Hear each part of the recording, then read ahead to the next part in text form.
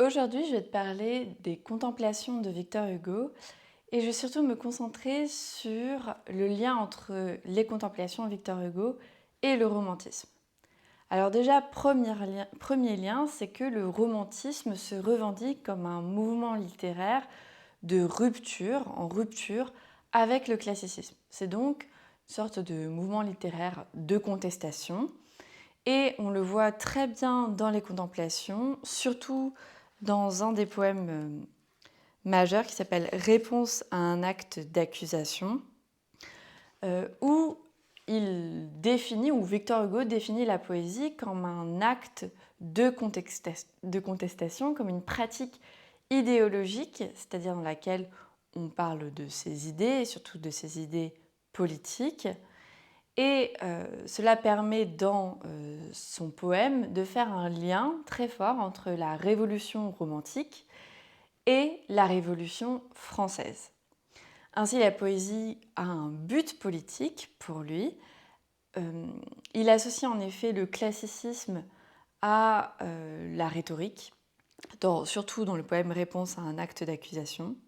Et cette rhétorique, c'est un ensemble de règles qui vient donner une forme au discours, une forme réglée, traditionnelle, un véritable carcan donc, dans lequel on ne peut pas trop sortir, un peu une sorte de chose imposée, de forme imposée au discours. Et il associe cette forme imposée au discours qu'est la rhétorique à la monarchie absolue.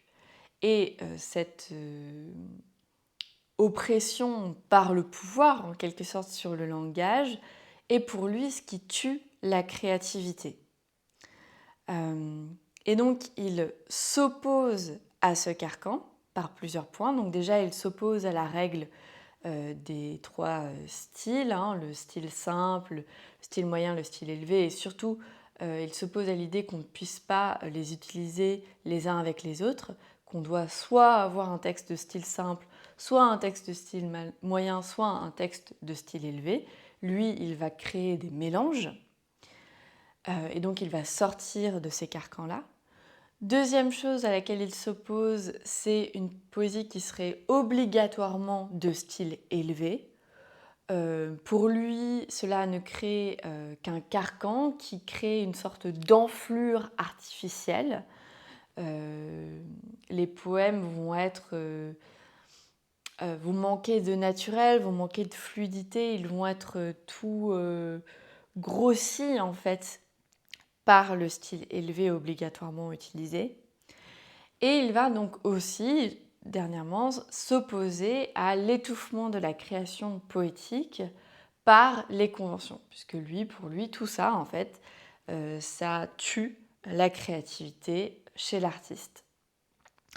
Et donc, il va dégager, il va demander, surtout dans son poème, un poème que je t'ai dit, là, qui est dans la première partie, qui est le 7e poème de la première partie. Il va donc dégager la poésie, une poésie qui est centrée autour de la forme, et il va donner de la place au fond, avec l'idée que c'est le fond qui doit donner sa forme au poème. Est-ce que je peux te lire quelques passages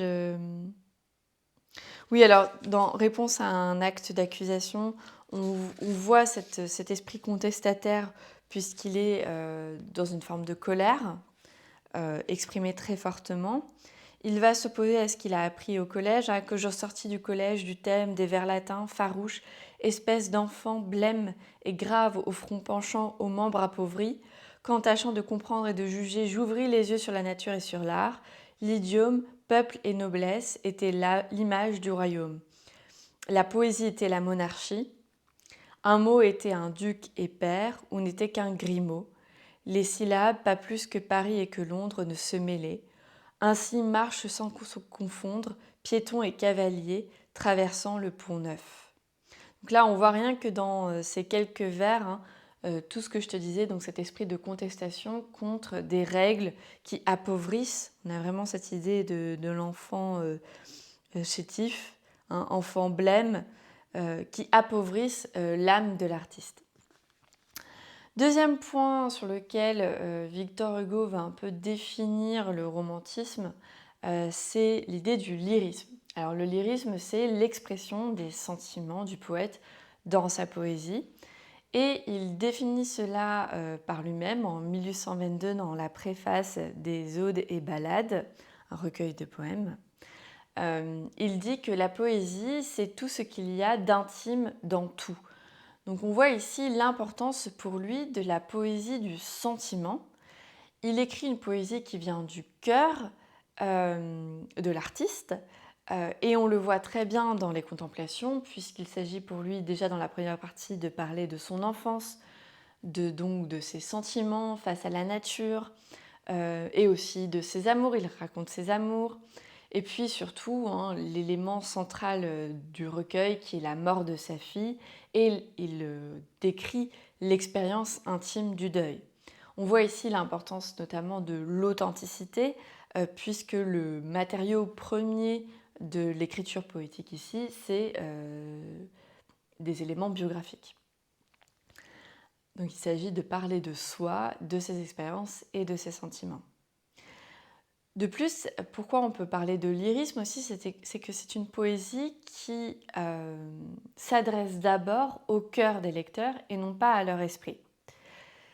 Notamment, on le voit bien quand il décrit la nature, il cherche à créer des ressentis chez le lecteur, comme si le lecteur était en train de contempler la nature avec lui.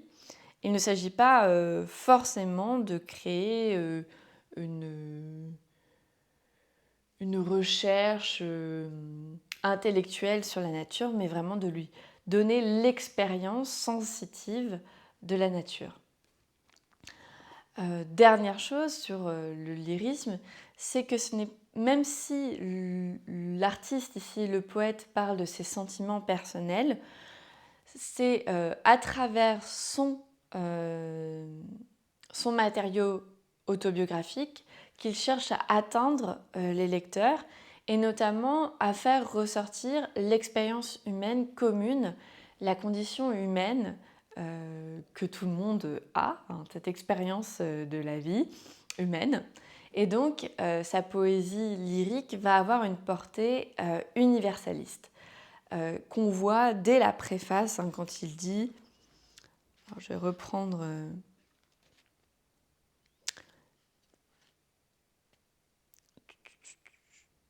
Oui, quand il dit « Ah, insensé qui croit que je ne suis pas toi », il y a vraiment cette idée qu'en parlant de lui, en fait, il parle du lecteur et il parle de l'être humain en général. Donc voilà pour le lyrisme. Troisième point qu'on peut relier au romantisme dans la poésie d'Hugo, c'est le sublime. Alors, comme je l'ai dit dès le début, il conteste la rhétorique et il conteste notamment la rhétorique sublime, qui est pour lui purement rhétorique, c'est-à-dire pure forme, et qui n'a pas de lien avec le fond. C'est juste une histoire de style, une histoire de forme. Et il revendique un sublime qui est lié en fait à la volonté, à une sorte d'énergie chez le poète, qui lui permet d'intégrer l'intégralité du monde, la totalité du monde, dans son poème. C'est cette recherche de dire le monde entier dans son poème qui va créer ce sublime dans sa création poétique. Il va donc élargir sa parole poétique pour dire le monde, et cela va provoquer chez le lecteur une sensation de sublime qui est en fait une sensation de vertige. En effet, face à un monde si vaste qui est rendu par la poésie, le lecteur va se sentir comme tout petit en fait face à ce monde si vaste, et cela va provoquer chez lui une sorte d'élévation de l'âme, puisqu'il y a quand même quelque chose de très mystique dans la poésie de Victor Hugo. Il y a quand même cet élan vers Dieu, donc cette façon de vouloir englober la totalité du monde dans son poème va provoquer cette élévation de l'âme vers Dieu, ou alors au contraire, Victor Hugo va faire miroiter les abîmes du monde, donc notamment à travers la mort de sa fille. On a vraiment ça dans Paoka Meae, dans le 4e livre. Et cette contemplation des abîmes va créer aussi ce sentiment de vertige du lecteur qui va se sentir attiré vers les mystères de la vie et de Dieu qu'on voit à travers la mort. Une sorte de descente dans les abîmes qui est en fait une forme de profondeur de la poésie ici, qui s'ouvre sur la mort. On voit par tout ça que en fait, la poésie de Victor Hugo dans les Contemplations, elle a un caractère merveilleux qui frappe dans le discours, d'autant plus que le discours est souvent a quand même une force éloquente très très très forte, si j'ose dire, et cela va emporter le lecteur avec lui. Victor Hugo, il va vraiment avoir cette force qui va emporter le lecteur avec lui, qui va le ravir. Ravir dans le sens de rapt, de prendre avec soi, violemment. Et effectivement, la poésie de Victor Hugo, elle va avoir parfois l'effet d'un coup de foudre qui saisit le lecteur, une sorte d'énergie très très forte qui va être mise sur le lecteur et qui va l'emporter avec soi. Et c'est ça qui va être l'élément de sublimation dans la poésie de Victor Hugo. Ça va être l'évocation d'une force originale de la poésie, de la création poétique, qui vient en fait... ici, en fait, Victor Hugo essaye de raviver l'origine de la poésie, puisque poien en grec, ça veut dire créer, faire. Et donc, il va essayer de raviver cette parole qui crée chez le lecteur. Il va par exemple dire de manière assez forte mon nom est Fiat Lux. Donc il va associer la figure du poète aux paroles de Dieu, parce qu'ici, Fiat Lux, en fait, il cite la Bible quand Dieu dit que la lumière soit et la lumière fut. Donc c'est vraiment l'évocation d'un verbe créateur, puisque là, c'est Dieu dit que la lumière soit et la lumière fut. Donc on voit que en fait, la valeur performative ici du langage, c'est-à-dire que dire la chose crée la chose. Et donc Victor Hugo, il a cette vision de la poésie où le mot crée la chose chez le lecteur. Vraiment une poésie encore plus qu'évocatrice, créatrice ici. Il va donc réussir à rendre présentes les choses par le discours, et il va donc s'octroyer une puissance démiurgique, c'est-à-dire tel un dieu, de créer des mondes par la poésie. Donc, il ne s'agit pas juste de suggérer ou d'évoquer, mais vraiment de créer un monde par l'écriture poétique. On le voit par un élément très fort et très important, c'est notamment par la transfiguration, c'est-à-dire la métamorphose du lait et de l'humble. Le petit dans la poésie, le tout petit, le microscopique dans la poésie de Victor Hugo est vu comme grande.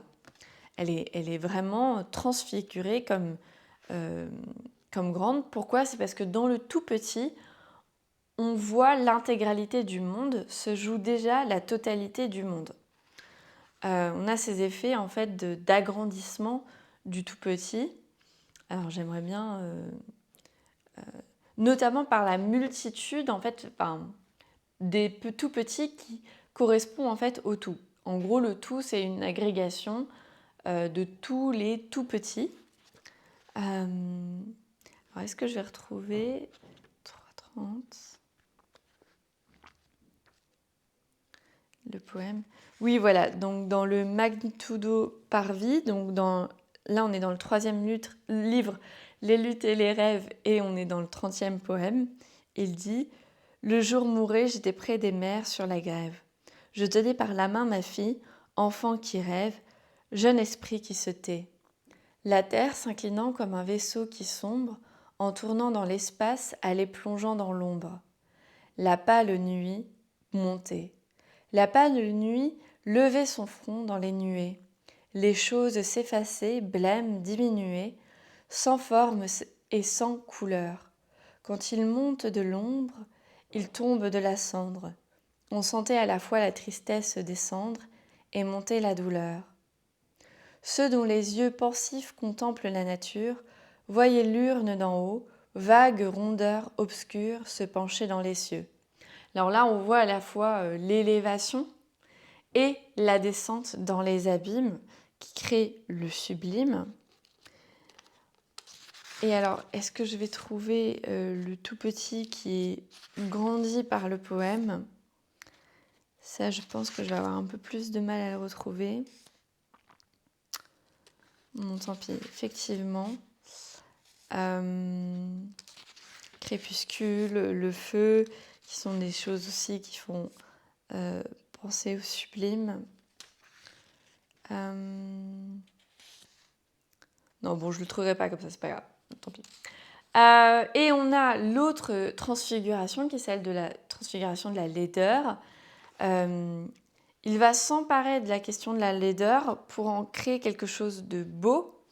Et donc, cette beauté ne vient pas du fait que la laideur est transformée en quelque chose de beau, mais en fait, cette beauté vient de la sublimation, c'est-à-dire de la transformation. À nouveau, est-ce que si je vais trouver ça, je ne sais pas. C'est à nouveau dans le même poème, hein, dans Magnitudo Pavi. Oui, voilà, hein. L'homme n'est qu'une lampe, elle en fait une étoile, et ce pâtre devient, sous un haillon de toile, un mage.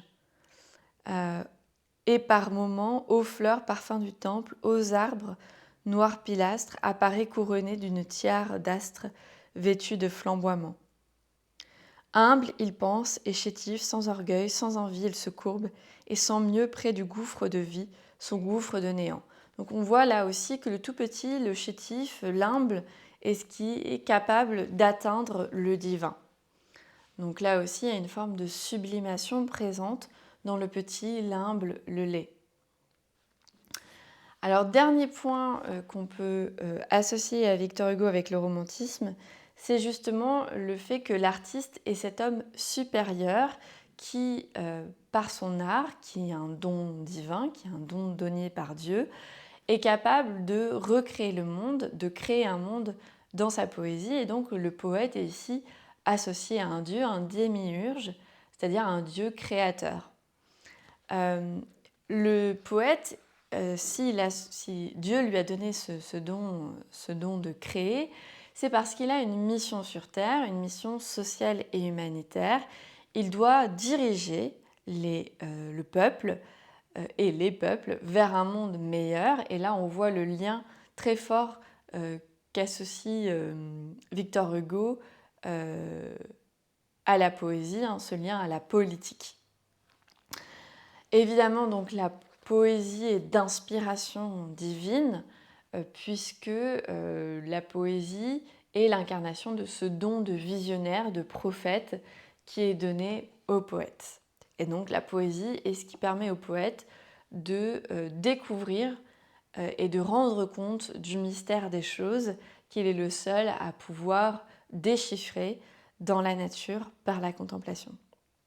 J'espère que ces quelques éléments sur le romantisme et Hugo te permettront de mieux comprendre l'œuvre des Contemplations.